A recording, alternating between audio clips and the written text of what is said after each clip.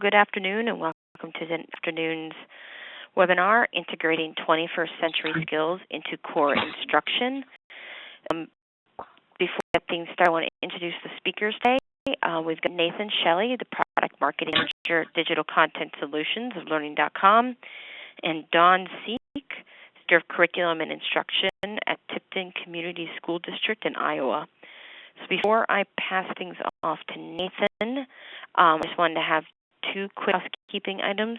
If at any point you have a question during the webinar, we use those for our Q&A section at the end.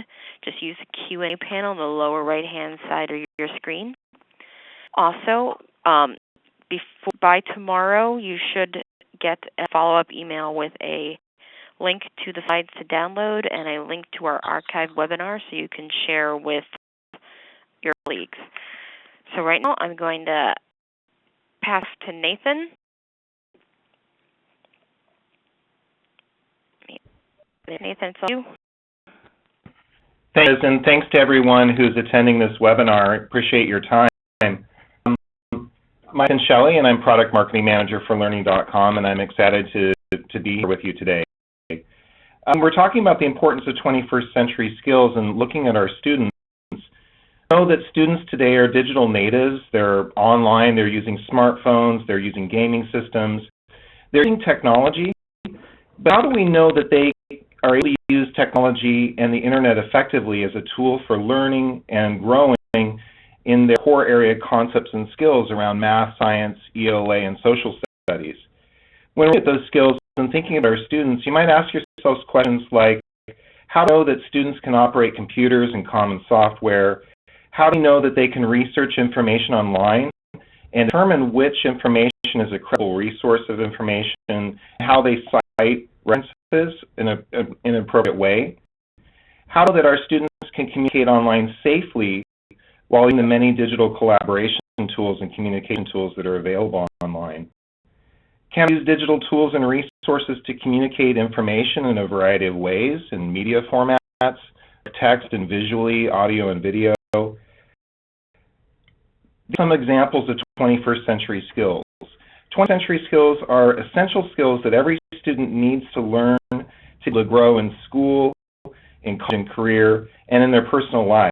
And I'm excited because we have Dawn Seek, who's the Curriculum Director from Tipton County Schools, tell us how Tipton's using our solutions and talking about how they test these 21st century skills in their district to help students achieve academic success in all the subject areas. So what I'd like to do now is pass this over to Dawn Seek, Curriculum Director at Tipton Community School District in Iowa. Thanks so much, Dawn, for being with us today. Thank you, Nathan, for the wonderful introduction, and I am very pleased to be here today giving this webinar. I know we went about integrating 21st century skills with the use of learning in their programs into our core instruction. I give everybody a little bit of a background about where I come from and about our school district, so that has a good understanding of a smaller community could go about implementing Learning.com or other 21st century skills into our curriculum. As Nathan pointed out, I am the Director of Curriculum Instruction and Assessment here at Tipton Community School District. I've started my 10th year here, and prior to that, I worked in Fort Worth, Texas for 9 years at a type of school where 98% Hispanic and about 5% reduced. And you'll see here in a moment the type of school district that I currently work in and the diversity in regards to schools about implementing those 21st century skills. My professional or part description is that I implement all professional development within our building and district. help process with my teachers, aligning the district curriculum and now the Common Core curriculum. Work through me as far as what type of instructional materials or curriculum adoption materials that we would and submit all state reports. I take care of all of our state and district planning as far as our Iowa assessments. And then the programs of gifted English language learners and our technology programs. Just to give you an idea of the type of school district that I currently work in, is this is a K-12 school district, and in K-12 we only have 946 students. We have one middle school and one high school. Our student population is 98% Caucasian with 2% other, and our kids are free and reduced lunch. Our student enrollment has actually begun to increase over the past 5 years. Probably past 5 years, we've gone up 75 students, which in rural Iowa is a good sign. Also notice that the trend of our students in the free and reduced lunch population has slowly begun to increase. So we're also working with a different population as far as those students who have access or who have access to technology to work on those 21st century skills.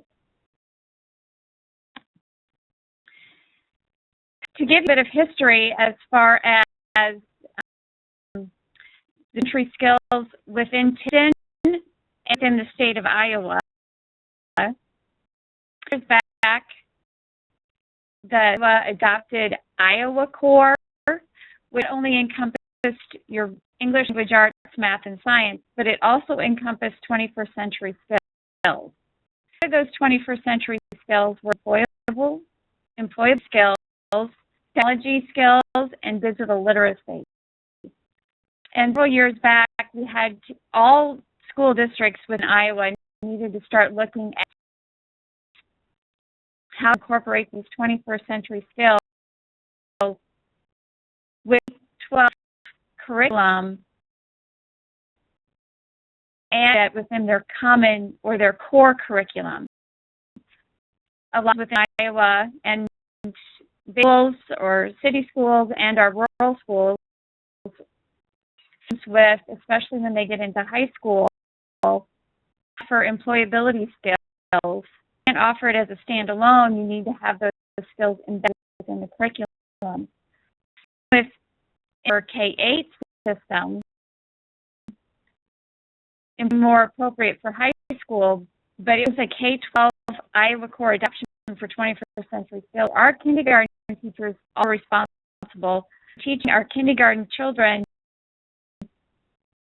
digital literacy and using technology as an instructional tool. So we began our process of looking at programs that were out there to help support our century skills that would help embed within our core curriculum. Lead you down the path that we took for our district, primarily focusing on our K-8 building, for technology to be a for our students transfer over to our common or core areas. We currently, several back, we did have a technology curriculum. However, it was outdated and it was server-based. We work with a Mac school and Apple school, so our computers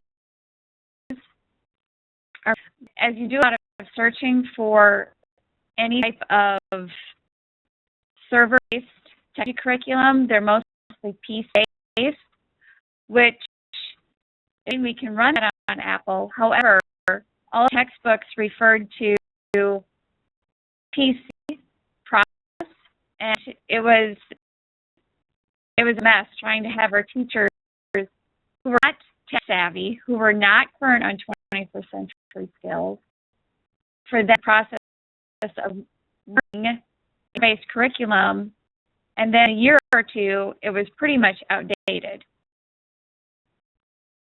I mentioned the 21st century skills. If one is familiar with Iowa, the 21st century skills encompass technology, health, financial, civic, and employee skills, and these were meant for students K-12. That Iowa has some of our state funding as far as purchasing technology software, technology hardware, upgrading our firewalls, and our hiring connected and hinged to eighth technology proficiency. For several years, we've had to create our own eighth grade proficiency assessment, which then we reported to the state.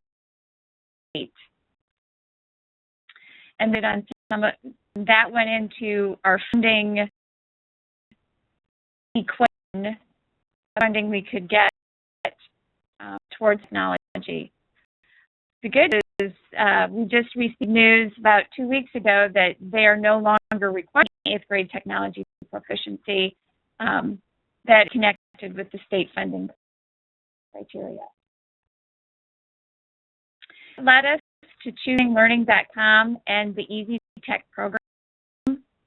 Well, for a technology and instructional factor, anything that was server-based, web-based, to buy a product, and then a year to continue to look at other programs. My technology team reviewed multiple online technology instructional tools. We do the same process like we do any other curriculum adoption. Reviews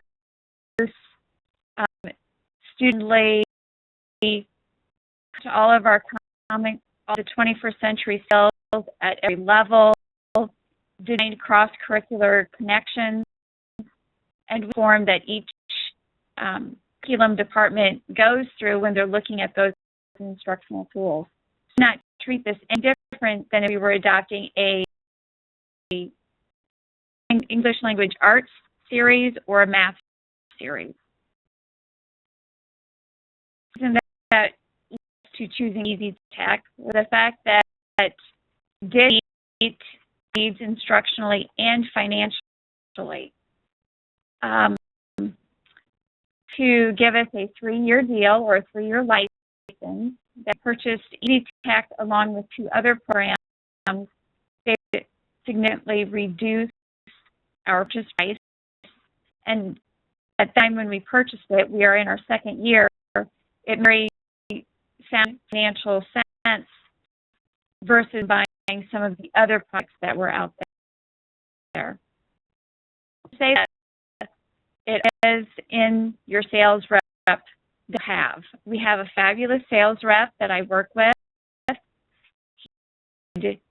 Questions, answer my email, customer service end of it is extremely important. So those were 3 of the big reasons why we decided to choose EasyTech. For benefits to choose EasyTech was that, one, yes, it was web-based, but my teachers can also tailor each course for their students. We're still in the process of working those courses for students. We're just beginning our 2nd year. So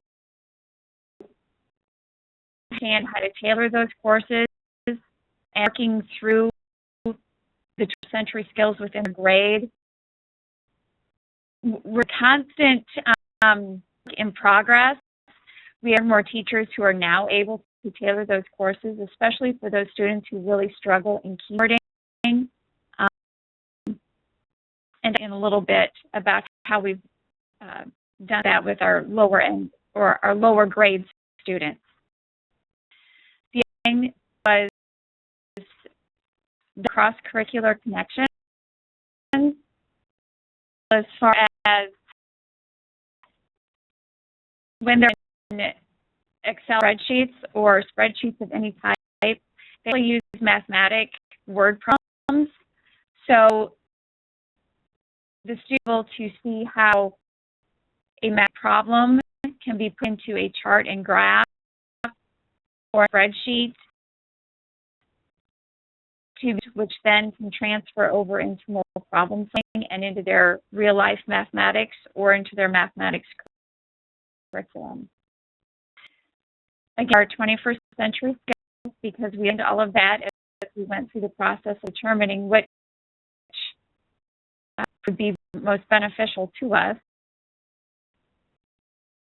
Easy to use for the teachers. And that when curriculums, I want to make sure that my teachers do not overwhelmed with the amount or the type of materials that they have. If used by the teachers are more apt to use the materials and very user-friendly. Is all friendly. The kid later in the presentation, I will share some of the things that the children have said as I've gone around. The students and the teachers using this. Reports. And I'll be completely honest, we have not gotten into the reports as much as I'd like at this point, knowing that we are only beginning our second year. But the risks there, as far as benefiting me, I can understand. I look at our magnet because I can see if the teachers have actually begun using it with their students. I can see the amount of usage. But reports will come in handy when we start looking at how to tailor courses for some of those students who are really struggling with some of the applications that are being presented.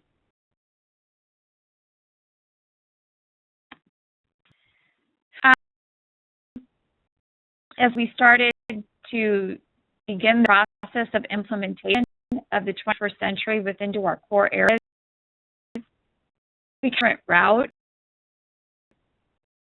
a group of teachers for 10 years now, and because school district, I've been able to understand how my teachers work and how best go about getting things accomplished. Last year, during the 12-13 school year, we purchased a 3-year license, but we get ever purchased and set up until after school year started. So I'd have time to professional development for the teachers prior to the start of the school year.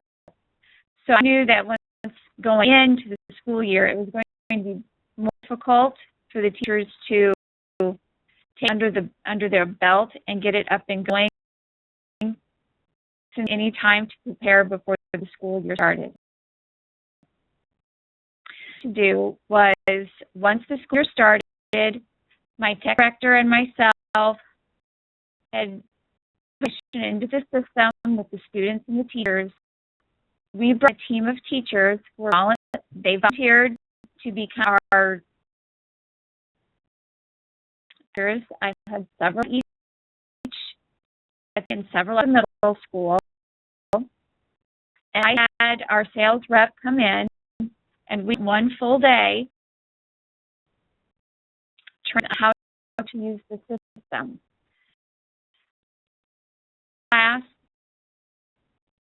how to find and assign classroom assignments, tailor those assigned students. And so there are two people. Once we get that team trained, then a 2-hour training for all the teachers, which would be all of my K-8 teachers, probably around 40 teachers, and we trained them.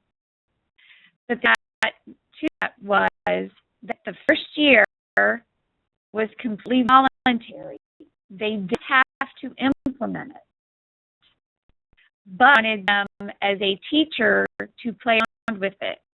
I didn't want them to feel that, okay, Dawn's coming in here, I have a 2-hour training, and now I have to start this in a week with all of my kids. I need too much for the teachers. I would have revolted my hands, and I wouldn't have had implementation whatsoever. We said this is completely voluntary.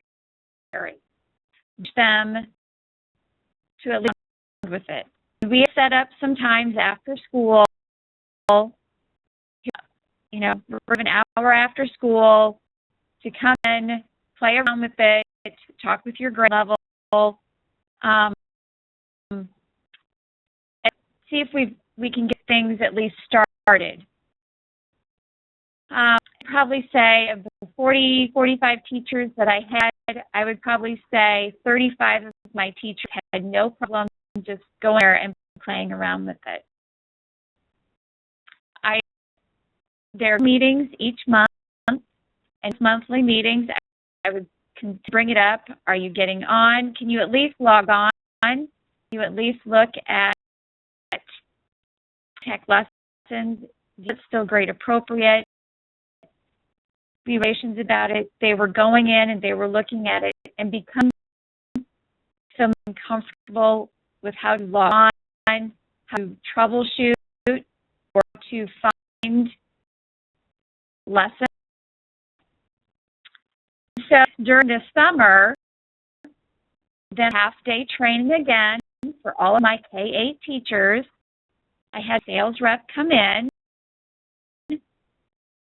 Director of Technology and myself, were prior to the meeting, getting all our students in. So that way when the teachers came to the summer training, they had time to put in the students, set up classes, assign their materials and their assignments to those classes. Now, when school started, after the first couple weeks of getting to know you, monthly grade level meetings, and it is now need to get started. You've had a year and a half, or you've had half a year to play instruct in the curriculum. Going to put it in place. The ultimate goal was for them to implement this software, this curriculum with fidelity. And if there's anything I've learned over the past few years as a curriculum director, is not to force on the teachers. I have to have buy-in. Even though there wasn't much buy-in as far as with were telling us we had to implement 21st century skills, they had enough buy-in that this is a good program. This is a program that they researched and they weren't asked to implement it the day they received training. They had time to go around with it until before they actually had to do it. And that as it was just one thing that they had to do. And stress for the teachers, the happier the teachers I have. So,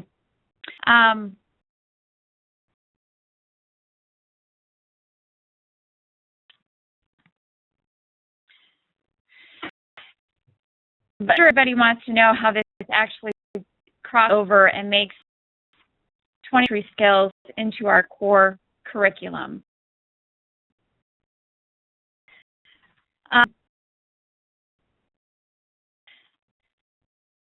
EasyTech is set up that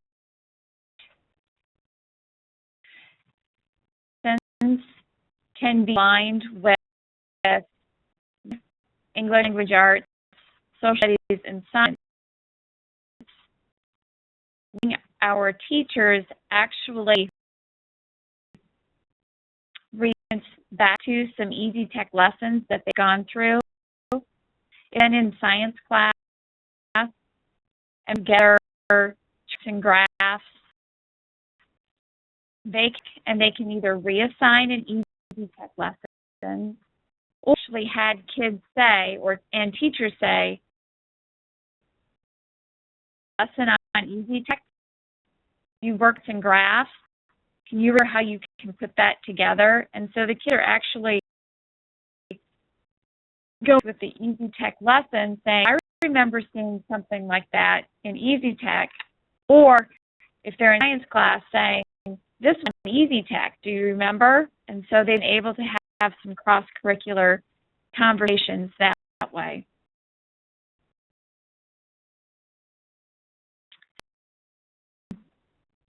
We've started that as cross-curricular areas in our English language arts, especially at the middle school level and our upper elementary level.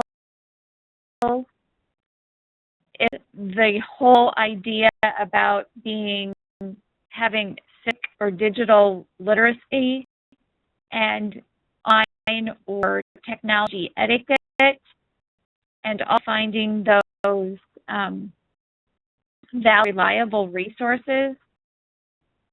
We know kids go from Wikipedia or look at Wikipedia for information in research papers, having EasyTech and having able to assign certain lessons to the digital literacy, looking up valid and reliable resources before they do a research paper. We've noticed that especially language arts teachers, when they give an assignment and they give EasyTech lessons, that's coming up with more resources that do not include Wikipedia. Although we've mentioned Wikipedia as one of their sources, but that's where the kids go to first to at least get their initial information. Started to notice that even gap from our option of leaving a web-based one to the adoption and the implementation of EasyTech, and the students are becoming more fluid in their typing skills. We know when kids come in, they now have the texting skills, but they don't have typing skills. We're becoming more fluid in that, although we still have a large gap of getting our kids to be proficient in boarding. That now we're also a Google tool where we're going completely to using Google presentations and Google Forms for our students. That paper being done a little quicker because their typing skills are becoming a little more proficient. Again, a gap, but we've noticed that we go back and we can reassign the EasyTech typing skills for some of those students who are really struggling with the point and peck skills.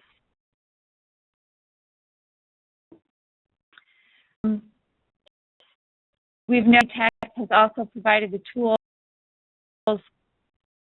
quality artifacts of their learning.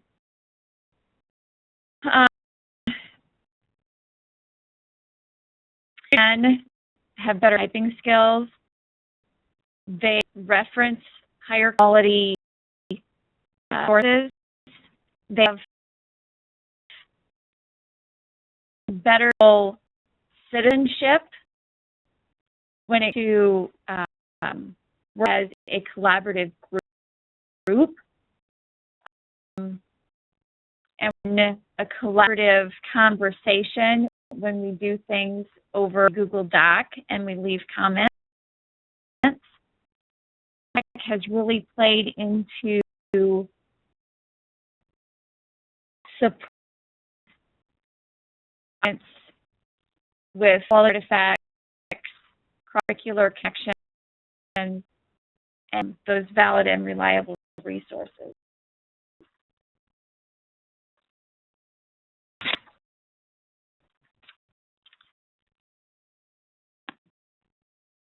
The reactions that we've received as far as what students are saying and what teachers are reacting to is, again, it's for the teachers. They're finding it engaging and the lists are how the teachers present. And then prior to, or at the end of the presentation, is that we implemented this, teachers' options, whether or not they wanted to do this in a lab setting,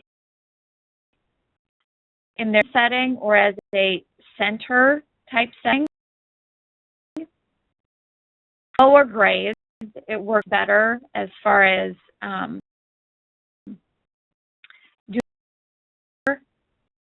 they cards with logins, and then easy for the teachers to do as a center. However, in our upper grades, they actually prefer to take them into the lab when they present a specific lesson of using valid and reliable resources. We've had their kids into the lab, work through 2 or 3 lessons on valid and reliable resources, and back, and then they start doing their research paper. EasyTech information to help guide those students. Offer it in various ways for the students to access learning.com and the EasyTech. We also have the link on our website so that students can do assignments or refer back to their assignments when they're at home. Out of the students when they react to it, just because little cute things that pop up on EasyTech, especially for the kids, that they like some games and they try to beat the kangaroo. But I think in upper grades, when they're typing, I think because we're used to texting, that typing is very challenging for some of our students, and so try to beat the class or beat themselves. Just try to do better in regards to improving time.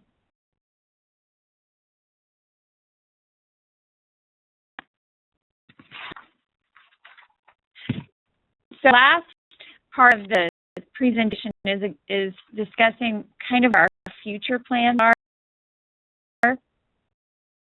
starting our second year, or actually our first full year of implementation. I continue to monthly meetings.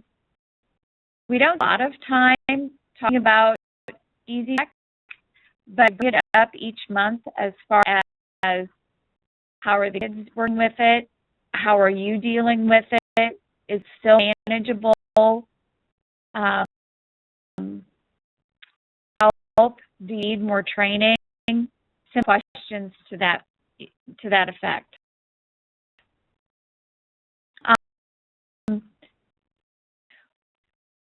Having summer training each year for the teachers to have at least that time to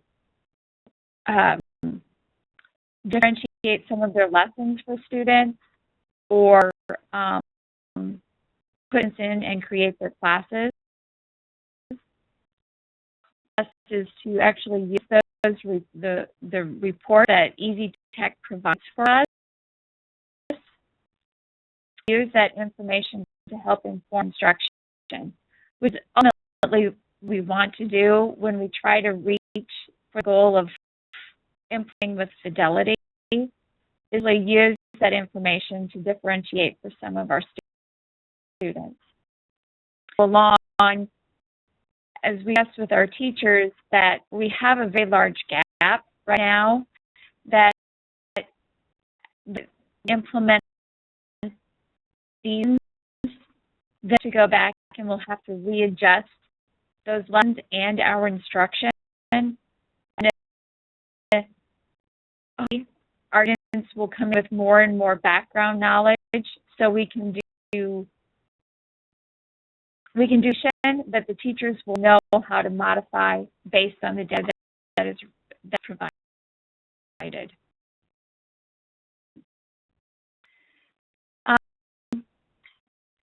How does it fit into this? One, they've provided us with a fabulous product as far as EasyTech. They will support for our staff, as my sales rep or my teachers can email if they have any issues. Team.com does provide webinars, not just on EasyTech or their programs, but how programs fit into other areas of school. Personal assistance and AHA Science and Math. So those are great supplemental programs for our science and math core areas. And so are working with EasyTech, they also have the option to do science or math. And so the same, the kids have to figure out how to get off of a program and then get back onto another program. They don't have to understand multiple law or different various sites that they need to go into. So the math and science have been an additional us since we've adopted EasyTech. And now, I felt like I rushed through that, but I guess looking at the time, that leaves us about 15 to 20 minutes to answer questions. So we're going to start the question and answer section, and I'm going to turn it back to Liz. Dawn, yeah, I've got a couple questions coming in. First one to start is, how has EasyTech helped students in the development of other academic skills? Okay. Well, as far as when we do research projects, they've been reliable resources, and then English language arts, and it's also in our science and social studies as far as they do their research projects.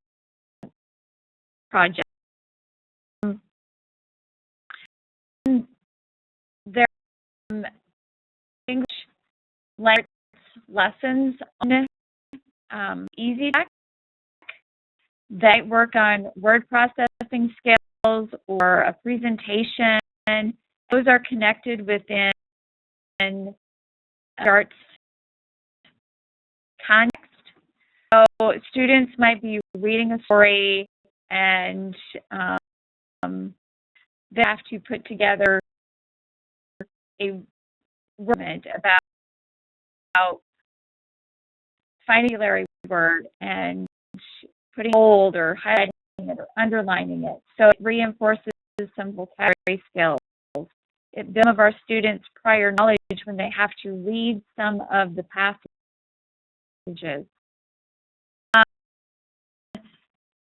And they're working with Excel, they'll a chart.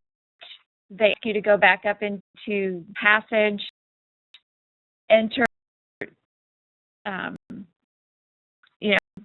Pencil and Scott have, and enter that in line 2. And so it's actually a mathematical problem, but they're putting the information into a chart or an Excel spreadsheet. So that's how easy helping those students develop some of the other academic skills. It's more of the skills that are being taught in the core areas, and then they get reinforcement in it lesson. And the primary is to work on a spreadsheet, but they're really actually doing some mathematical problems while they're doing it.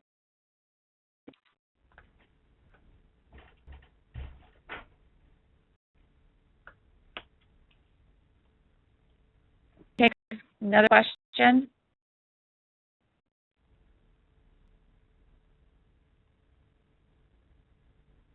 I had myself muted. Next question. What support resources does Learning.com offer teachers to help them be successful using the curriculum? Support resources does Learning.com offer? Yes. Well, I can see what Learning.com offers us. When at Learning.com and what other supports are, I'll let someone from Learning.com address that part. There is, on the teacher's side of it, when teachers log into their library, which gives them all sorts of support options as far as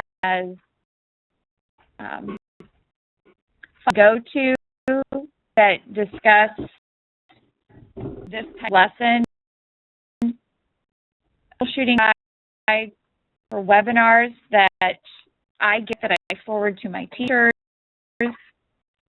Gosh, mention the sales support that if they have a question that they can't get answered off of Learning.com, they can call sales rep. They have questions about alignment. If this lesson, what does this lesson align to in English language arts or math and Common Core? There's a document that shows you exactly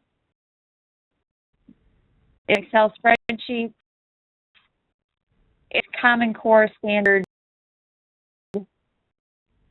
5 Common Core standards. There's an alignment study. A lot of resources that are provided for the teachers to search on.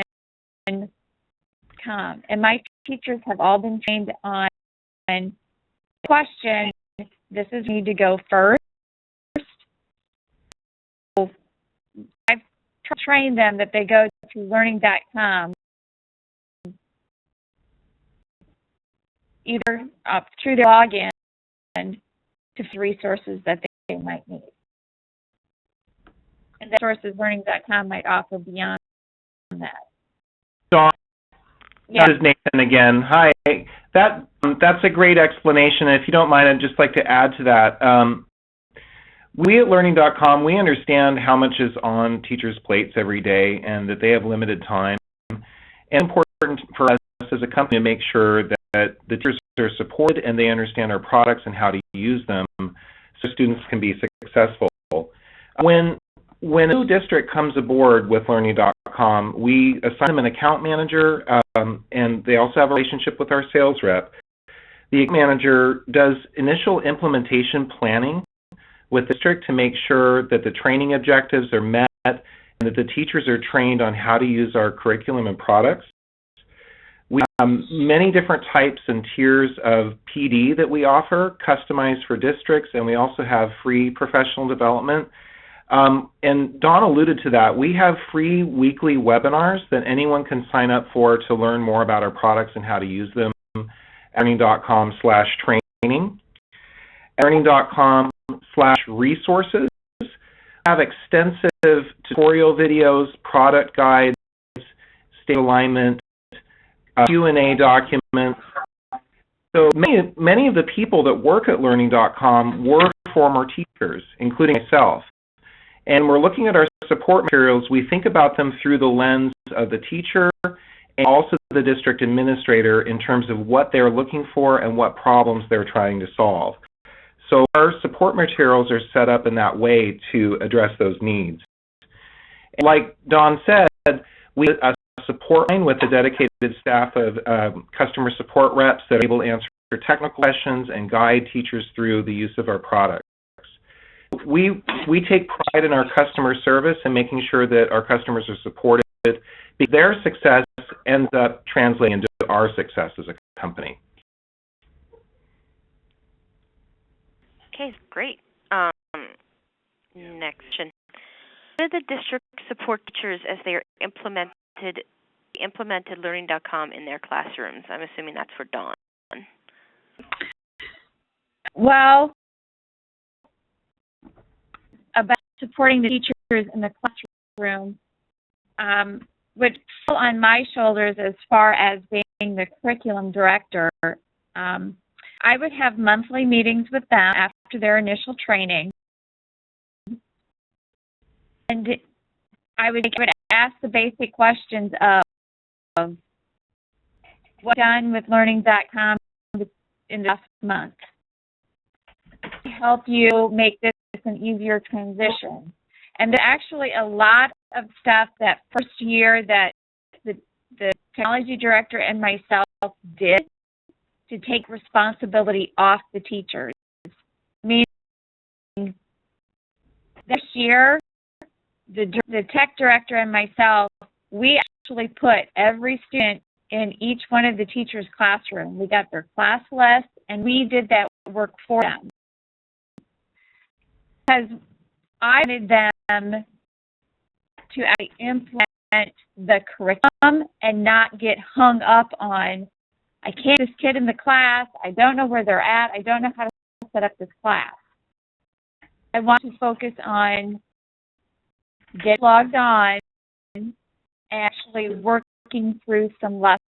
So I did a lot of behind-the-scenes work for teachers to take that responsibility off. I would meet with them every month and then take questions back, look at all the questions, what the answer for them, what do I need to send them, maybe here's where I think you should attend. Here, if it was just a basic question, I would go back, I would either search it for Learning.com, or 9 to 10, I called Chris up and said, hey, Chris, where can I find this? How can you help me answer this question? And each month, I would have a collection of questions or things that I needed to do to ease the burden for my teachers. And so that's how I supported the teachers as they implemented it virally last year. This year, it just went off with a hitch. This year, the only trouble they had was trying to get their students in, but that was done before school started. So when school started, it was pretty much off and running. Then I still meet with them monthly. The are fewer now. That's how I've supported the teachers within the classroom.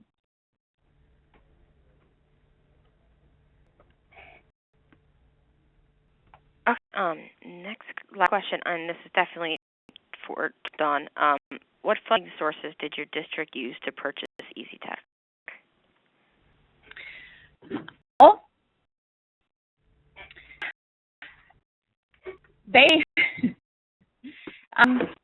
we just used district curriculum funds. There were some other funds that we go through as far as our PEPL funds or our funds. Could my tech director, so I could use some of his money that would address the software, and I picked up the remaining balance. But basically, it was district funding. We did not write a grant for this. We did not seek purchase this. I know a lot of bigger school districts have access to other, unfortunately, a rural district like us who population of Caucasian students and a not not enough percentage in reduced lunch, that we qualify for a lot of grants or additional funding from other sources. So we had to use our own district funds to purchase the software.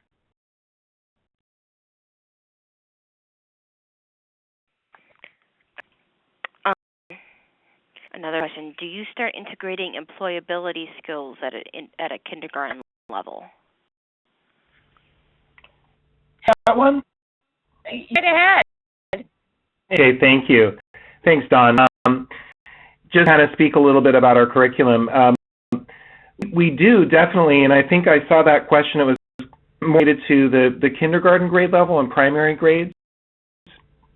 Of our EasyTech curriculum, we're showing examples of people using these digital tools and software in the course of their job.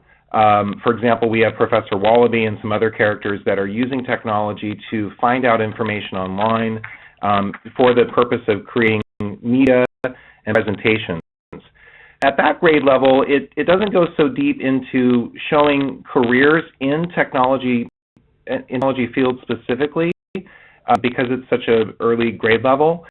But throughout our curriculum, we're showing how technology is used as a tool, like any other tool, for learning, for communicating information, for research, giving real-world examples of how technology is used by real people in their everyday lives, both in their jobs and in their personal lives. Great. And I can, oops. Nope. Okay, and I can address as far as if we incorporate employability skills K-12 because it is an Iowa core that have employability skills K-12. However, I just pulled out my 20th Century Skills packet. Our K-2 employability skills are incorporated in social studies and just everyday business of being in kindergarten, first and second grade. For example, one of the standards is learn leadership skills and demonstrate ethical behavior and social responsibility. So a lot of that is done through other programs that we have in elementary building, also done through it's done through, for example, one of the benchmarks is you get group communication skills. Well, that's a lot of that collaborative working environment that our K1 and 2 class have. So the employability skills start at age, but they're not designed to be extremely specific and grade levels. So already working in those grades that do not require specific instruction materials or curriculum to be used. All right.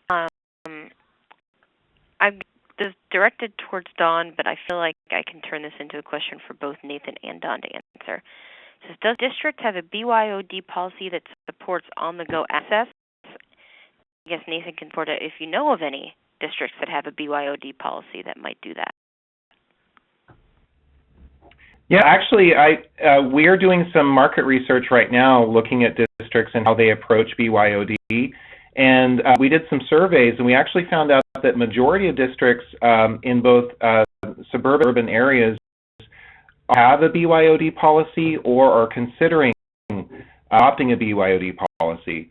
And with the students bringing in devices and using them in their personal lives, it's just a natural fit. But 21st century skills are directly in line with making sure that students know how to use those devices and how to use them safely, because in many cases they're interacting on social networking sites and communicating online. So online safety considerations and digital citizen considerations are really important. And one of the strong things that we have in our EasyTech solution is an online safety package. That's true, because our students actually use the online safety policy. It's one of the required lessons that they have to take as they go through. As far as policy, BYOD, no, our district does not have a policy. There's a board policy on bringing your own device.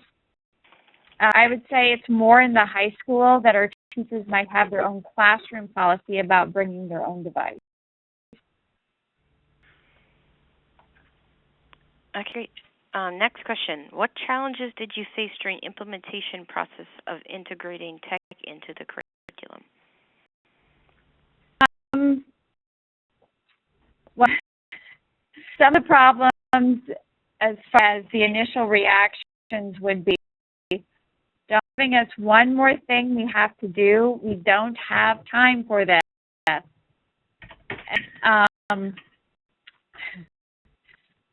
Or how much I pay the teachers, how much I bribe the teachers with food, I can never give them enough time to make them feel comfortable when it comes to implementing a new program or using new instructional materials in their classroom.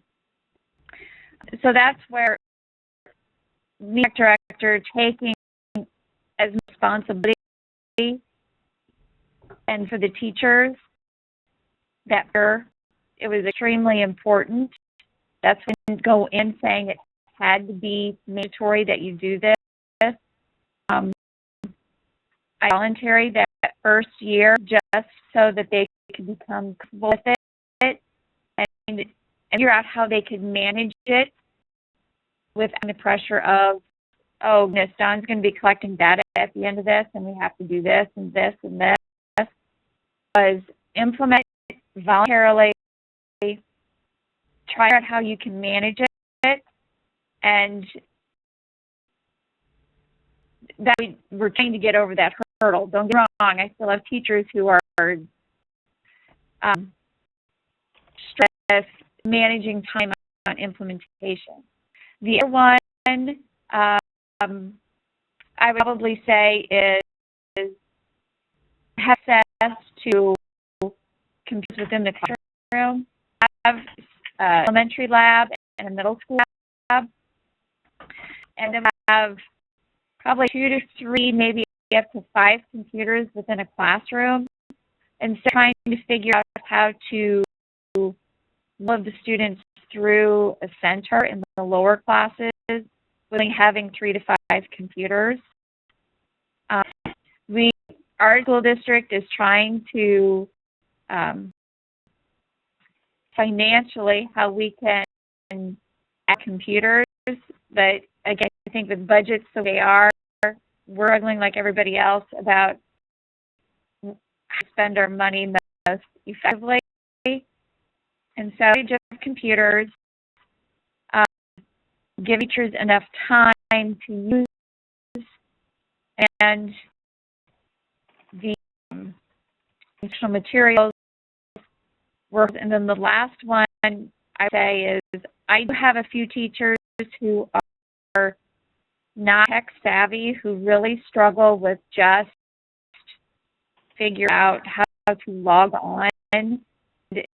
Those teachers, there are very few, but the teachers that we have to work with privately and help them become more comfortable with the online software. So those are our 3 big hurdles as far as time for implementation,